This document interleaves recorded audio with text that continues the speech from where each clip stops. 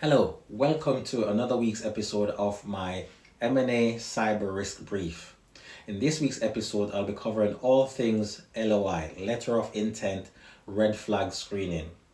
Now, in this episode, I'll cover a series of questions that could help you save time, money, and weeks of wasted due diligence. Before LOI, it's very important that you need to know or to be aware of the different signals to decide whether or not you lean into that target and that deal or you completely walk away. Now, why is this important?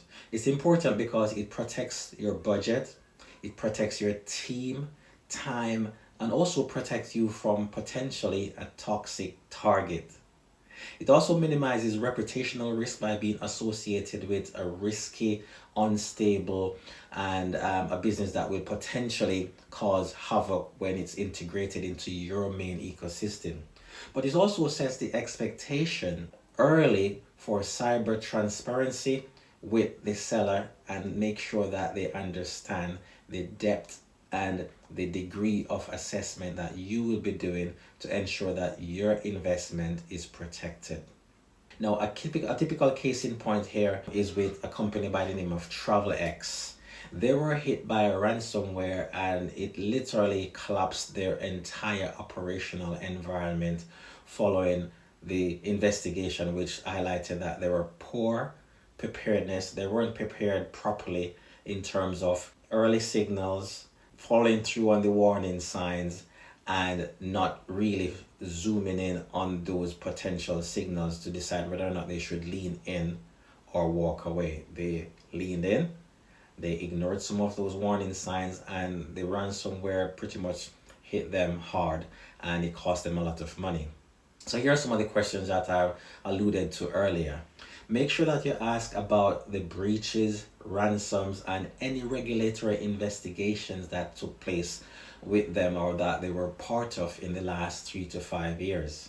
Check the basic security controls and their security hygiene to understand their security culture, how they operate, how do they take security? Do they take security seriously or they're just casual about it? So look at their access control, their multi-factor authentication, their backup, their endpoint protection, and also other aspects around social engineering and identity management.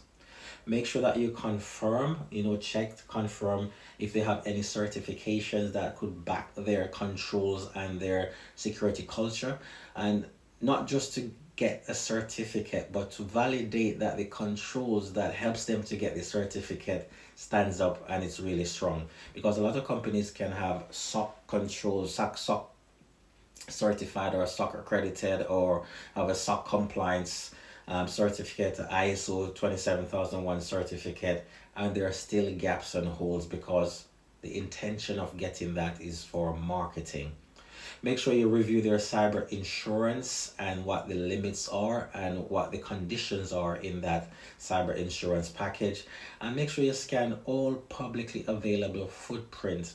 Scan the dark web, look for credentials that are potentially selling on the dark web that is linked to that company, their domain, their business, and also their third parties that they work with, because third parties are one of the most weakest link that is out there now that can actually impact you as a business.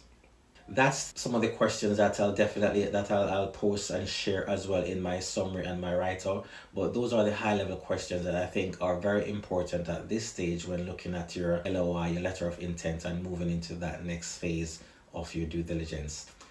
Once again, thank you for watching. I appreciate you. Please remember to like, subscribe, and follow us on LinkedIn.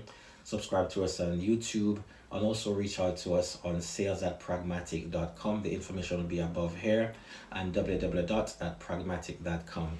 We help PE firms, VCs, deal advisors with smarter cyber due diligence. And I'll be happy to help and speak with you on your next project and your next deal. Speak to you soon. See you in the next episode. Bye.